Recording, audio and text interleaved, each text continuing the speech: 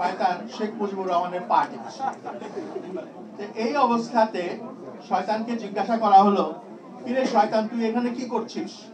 বলে যে আমার ওস্তাদের সেবা করছি।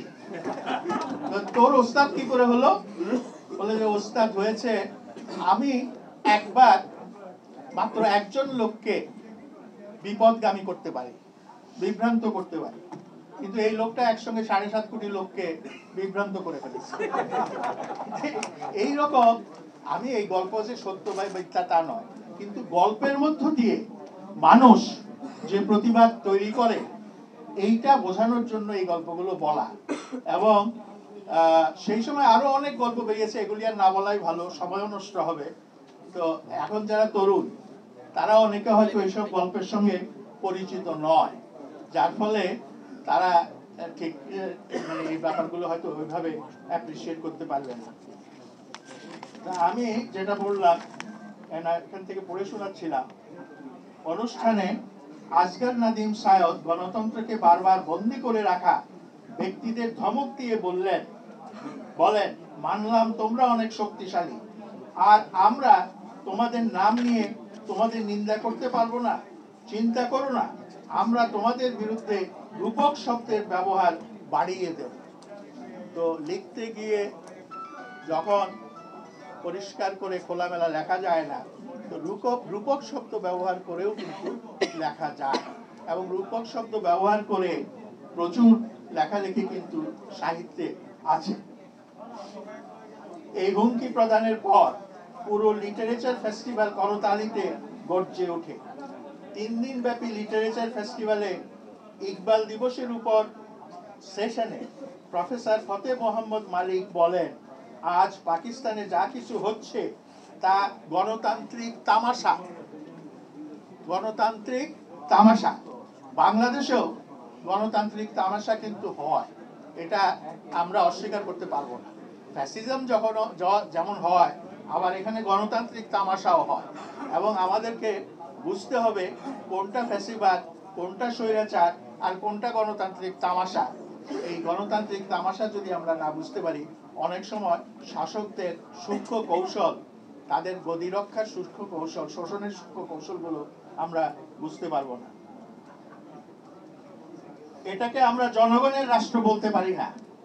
এক প্রবীণ বুদ্ধিজীবীর মুখ থেকে বের হওয়া শব্দগুলো তরুণদের কাছে যেভাবে গ্রহণযোগ্যতা পেয়েছে, তাতে ওই সব ক্ষমতাবান ব্যক্তির জন্য ভাবনার বিষয় এটা যে বর্তমান গণতান্ত্রিক ব্যবস্থাকে আল্লামা ইকবাল ও কায়েদে আজমের স্বপ্নের বাস্তবায়নের আখ্যা দিয়ে তারা কেবল জাতিকে নয়, বরং নিজেরা নিজেদেরকে ধোঁকা দিচ্ছে।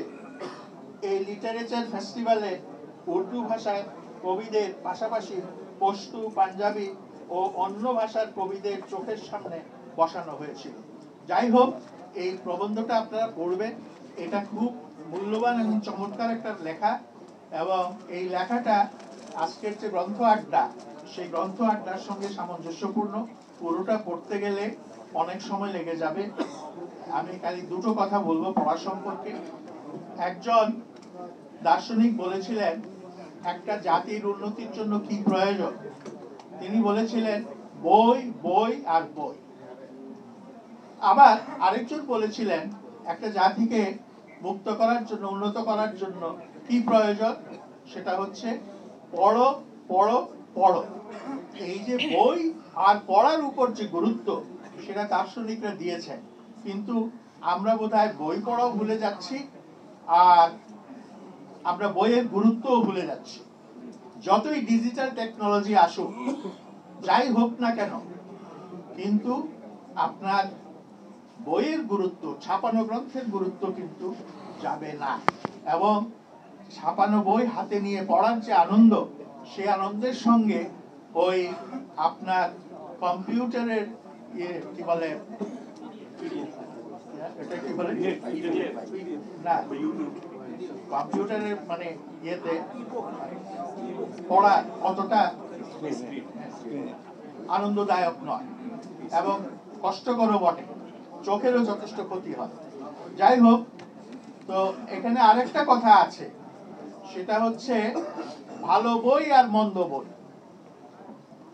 আমাদের সময়, আমাদের ছোটবেলায় যখন আমরা কিছু পড়াশোনা করতে শুরু করলাম, গল্পের বইও পড়া শুরু করলাম, তখন অনেক শিক্ষক বলতেন যে খারাপ বই তোমরা পড়বে না, এবং খারাপ বই পড়লে তোমরা নষ্ট হয়ে যাবে, তোমাদের চরিত্র খারাপ হয়ে যাবে।